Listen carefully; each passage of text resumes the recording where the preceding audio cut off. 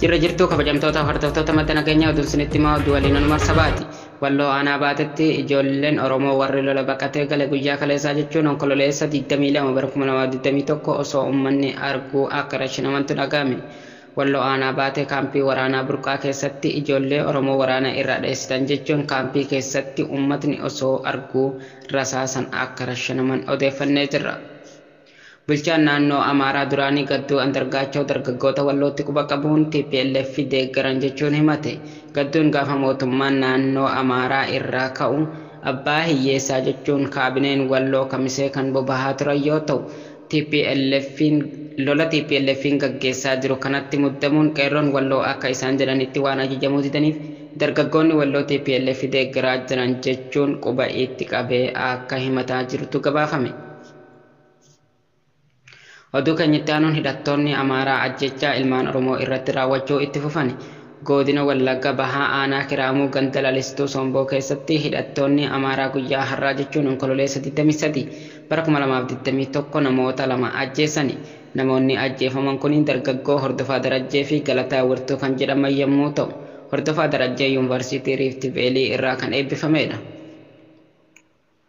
Ganda lalistuu Somboo kana keessatti hidhattoonni Amaaraa baay'inaan kan socho'aa jiranii fi mana kan Oromoo ta'e hunda gubaa akka jirantu barame.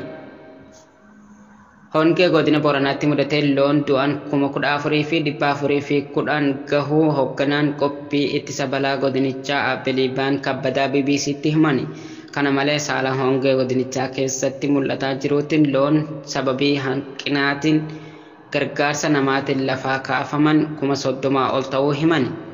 Du'aatii fi miidhamuun loonii haa baay'atu malee gargaarsi karaa mootummaa fi namoota dhuunfatiin uummata qaqqabaa jiraachuu himan Abiliibaan. Hanga yoonatti margi hidhaa 14,387 ta'u mootummaan dhiyeesseera. Namoota dhuunfaa irraa ammoo margi hidhaa 3,630 ta'u nu qaqqabee aanaalee raabsinee jirra jedhani. Haa ta'u malee namoonni sirrina nyaataa cimaan waan mudateef deeggarsa ariifachiisaa gaafachuu fi deeggarsiis geejjibsiifamaa jiraachuu dubbatu. Hanga ammaattis namoota gara 166 gahuuf deeggarsi midhaanii qaqqabaa jiraachuu dubbatu. Kana malees aanaalee hongeen keessatti mudate keessatti bishaan dhiyeessuu fi konkolaataa boottee gaafachuu bootteen 15 ta'an ergamuufiin bishaan aanaalee raabsaa jiraachuu dubbatu. Sababii hongee kanaan namoonni rakkachaa jiraniif deeggarsa midhaanii fi bishaanii mootummaan gaafatan qaqqabaa jiraachuu himani. Deeggarsi midhaan nyaataa geejjibamuu jalqabeera. Hongee kanaan loon du'aa jiraatullee deeggarsi mootummaan kennu amma akka dansaa fooyya'uu qaba jedhani. Iddoo gargaarsi kun konkolaataan qaqqabsiisan danda'amutti gargaarsi qaqqabaa jiras jedhanii jiru. Egaa daawwattoota keenya oduuleen biyya keessaa kana fakkaataa oduun biyya alaa akka ta'anitti isiniif dhiyaata. Odeeffannoo maddeen alaa irraa arganneen ministeerri haajaa alaa US fi barreessaa olaanaa UN dhimma Itoophiyaa irratti mari'ataniiru. Ministeerri haajaa alaa US Antonio Blinken dhimma Itoophiyaa fi Afgaanistaan irratti barreessaan olaanaa UN Antonio Guterres waliin dubbachuu ministeerri haajaa alaa US beeksisan. Qondaalli lammeen dhimmoota barbaachisoo addunyaa ta'an irratti mari'atan keessaa dhimmi Afgaanistaanii fi waraana kaaba Itoophiyaatti hammaataa dhufe dubbii ijoo ture. Kaaba Itoophiyaatti lolli mootummaan federaalaa fi humnoota TPLF gidduutti geggeeffamu hammaataa dhufeera.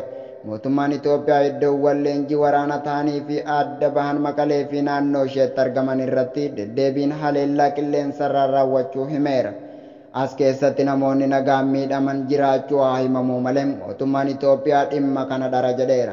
Dabalataan waraanni kun deeggarsa namoomaa dhiyeessuufis danqaa ta'uu himama.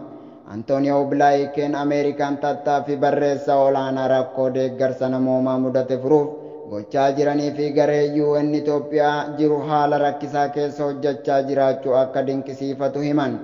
Gaggeessitoonni lammeen wal gargaarsa idil addunyaa guutuudhaan waraana dhaabsuuf dhibbumatti dhukaasa dhaabuu gara mariitti akka galan gochaa fi deeggarsa lubbuu oolchuu dhaqqabsiisuuf cimanii hojjechuu akka qaban waliin dubbataniiru.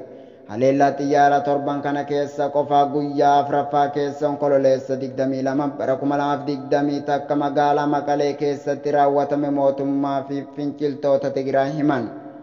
Mootummaan akka ibsetti xiyyeeffannoo haleellaa raawwatame kana bakka leenjii TPLF'dha jedheera. Haleellaan humni qilleensa Itoophiyaa guyyaa afuraffaaf magaalaa Maqalee keessatti raawwatame qubannaa xiyyaara gargaarsa UN gara Maqalee geesse dinqisiisuuf gabaaseera. Sagantaa nyaata addunyaa xiyyaarri isaa deeggarsa fe'ee sababa haleellaa qilleensaa tureen magaalaa Maqaleetti qubachuurraa danqamuun gara Finfinneetti deebi'uun beeksiseera.